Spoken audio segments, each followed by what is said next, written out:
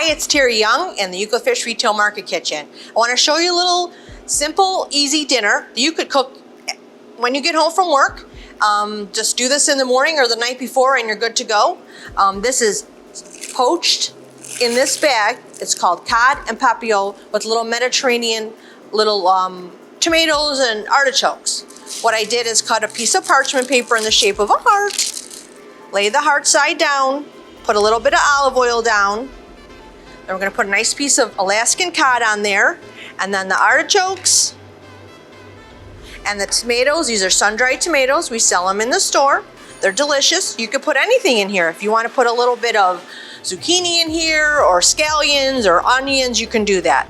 The next thing you need to know is how to fold the little papillote. And what you do is start at the point right down here and just start folding and folding on itself. It's like a little origami. It's just a way to keep this little sack closed. And press it down and fold, and you're gonna make this little pouch, and we're gonna pop in the oven at 350. This is not gonna take more than 15 minutes to cook. It steams right in this parchment paper, put it on the pan and pop it in the oven. When it comes out, cut it open and serve it beautifully to your guests or to your special someone. Have a great week. See you in the market.